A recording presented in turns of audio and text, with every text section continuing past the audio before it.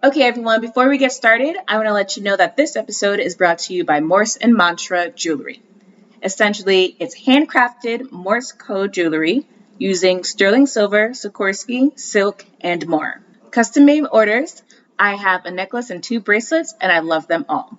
Made with love out of Colorado Springs. Check them out at morseandmantra.com to get your custom jewelry made. On that note, let's get started. You're listening to the Things of That Nature podcast. Coming to you from Denver, the Mile High City, is me, your host, Rockshana. I invite you to join me for truly honest, passionate, and fun talks that motivate, invigorate, and maybe inspire. When you're ready in the Mile High, the sky's the limit. Everything and anything goes. So let's start talking about things of that nature. Hey everyone, thanks for tuning into this week's episode of the Things of That Nature podcast. I'm your host, Rockshana, and today we get to talk about some people's favorite topic, and that is going to be money. Now I say some people because I know there's a couple of us out there that money isn't the highlight of the conversation. And for others, it's all you want to talk about. Money, money, money, money, money. How do I get it? How do I keep it? And how do I get some more? So today I have with us a man that's going to tell us how to attract money. They call him the Attract Money Guru. His name is James Guy. So hi, James. How's it going? Hello, Rockshana. Nice to talk to you, and it's going good so far. That's good to hear. So before we get into anything, I have a question to ask, and you got to tell the truth. Okay, I will do. Okay. So your name's James Goy, and they call you the Attract Money Guru. Where did that come from? Did you make that up yourself, or did someone give you that? Actually, people started way back when, I guess, when I started, especially when I started growing my hair and beard, just calling me a guru or saying that's the money guru. Even before I started growing the hair and beard, though. And it was just that vibe they were picking up. So really, it kind of, that guru word started coming in here and there, and money, guru. And then I finally said, well, you know, I think I have written the definitive book on the subject. If a person's going to read any one book on the subject, I think it should be mine. And so it just kind of evolved like that. Yeah. And then I took it on as a, you know, whatever you want to call it, trademark or whatever. Okay. All right. When I first saw it, I was like, I wonder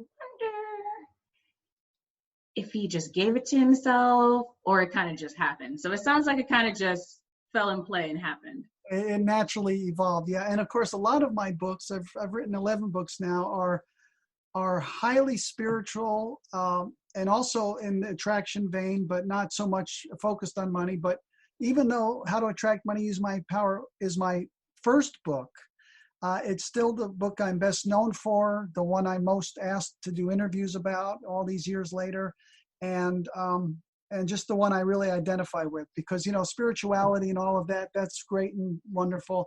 But if people don't have money, if they're struggling financially, there's an old saying, you can't teach a hungry man.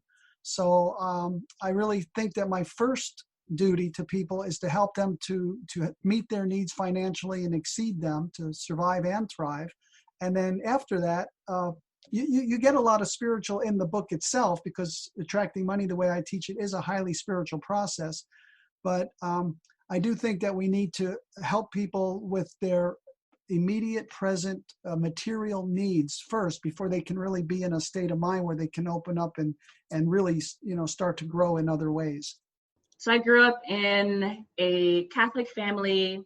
My dad right now is studying to be a deacon, went to Catholic and private school my entire life until college.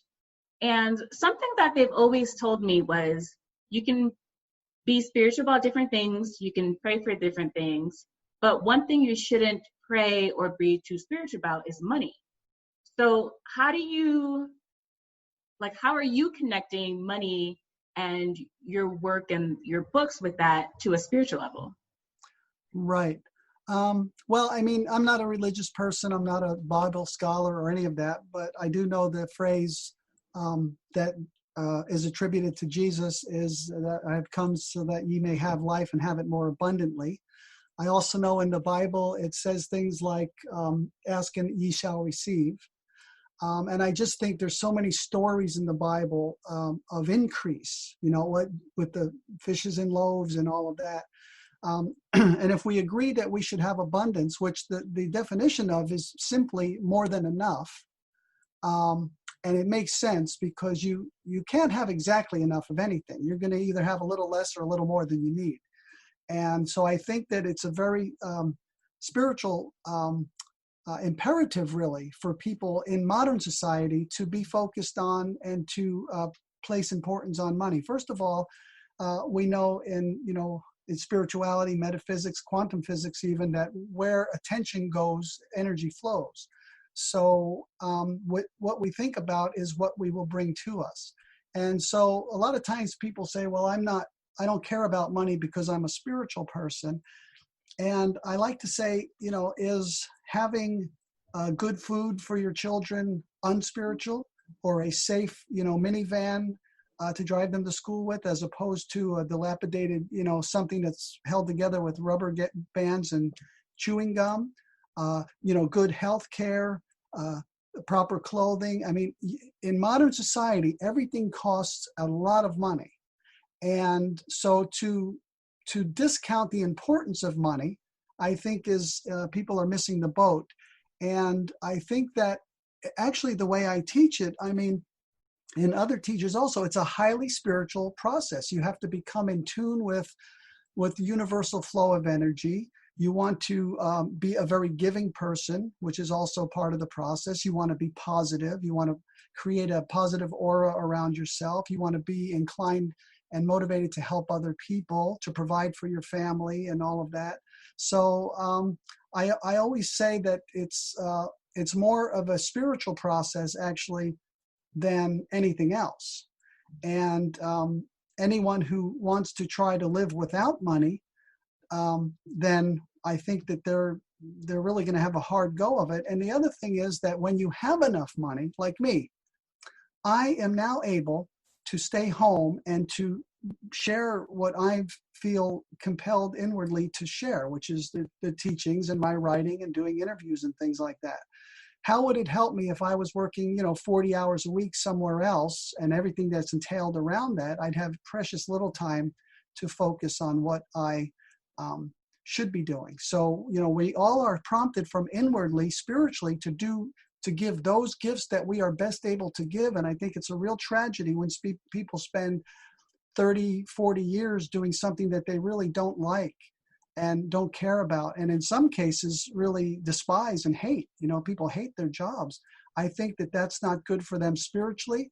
It's not good for them financially. It's not good for anyone around them. But also, I think that it's a disservice to the world at large, because what wonderful gifts could those people be sharing if they weren't so focused on having to go to a job that they hate all the time? So I think that no matter how you look at it, money is a positive thing.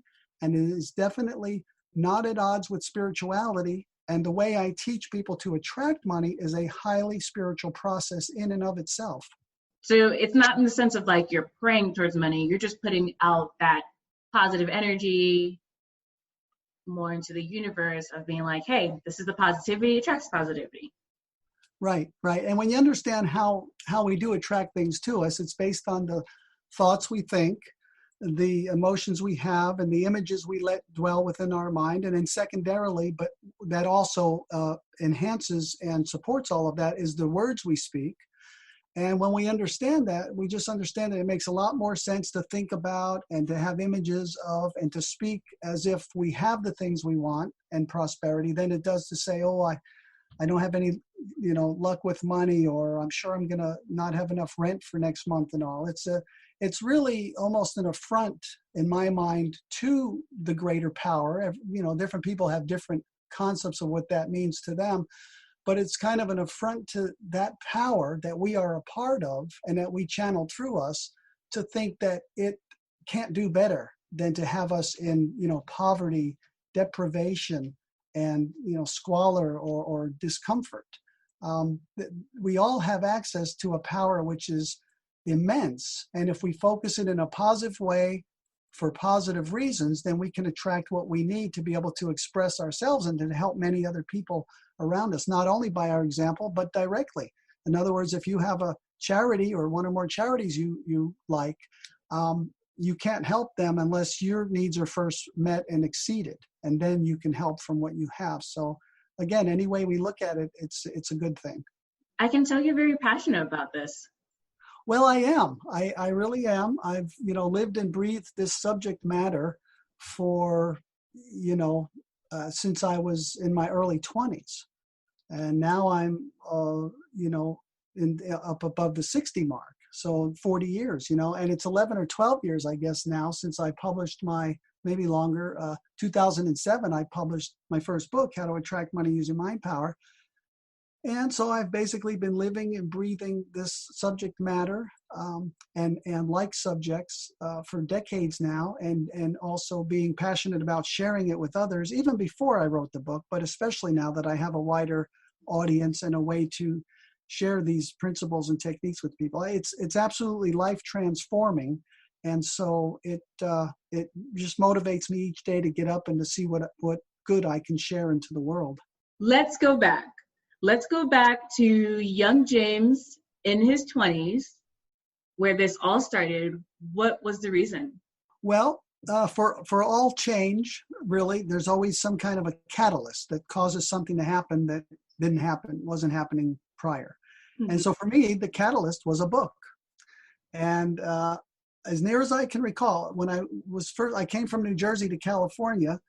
I was like 19 when I came here on my own. But within the first few years is when I started finding my first books on, mind power, law of attraction type teaching, spirituality, and things of that nature, power of the human mind. The first book was, near as I can recall, it's a very long time ago, but was Think and Grow Rich by Napoleon Hill. And that was the book that, as soon as I started reading, I thought, this is what's missing. I've always known as growing up that there was something missing. I couldn't put my finger on it, but there's something real important. I used to think this even as a little kid growing up in New Jersey. I used to look around. I used to think there's something really, really important, but I can't see it and nobody else seems to know about it. But I knew there was something there. And so when I started reading these books on the power of the mind and how what we think and feel and say and our intentions and things actually create reality beyond our own actions and activities, but out there in the world, I immediately recognized it. Some people can read a book like that and say, oh, I don't know if that's true, but I immediately knew it was true. I became passionate about learning more about it. I started collecting up books from everywhere I could, bookstores, swap meets, yard sales, because when you go to those places, you're finding books that are out of print now. I was finding books, 100 years old, 80 years old that were out of print now. And, but that first book, it was having the concept introduced into my mind that this was possible to affect material reality with mental and emotional and spiritual processes. That was the catalyst. As soon as I saw it, I recognized it, and that I was a completely different person before that. That changed me, and everything's been different since then. Oh, that's pretty neat that a book only just went ahead and changed your mindset about things. Right. That change, increasing my understanding, gaining more and more knowledge and ability through the practicing, the trial and error of what works and what doesn't in using mind power. And it just all, it's a upward trajectory. And I look back at myself a year ago and I've grown so much. So like every year I can look back and see that, that growth and that, because I've done amazing things with mind power, just things that are most people, it seems like fiction. It doesn't even seem true, but I've developed myself to the point where I can do things like that. But it's a process. It doesn't just happen in one moment. But as soon as you start, on the other hand, as soon as you start using mind power principles and techniques, it doesn't have to be a long time before you start seeing results either.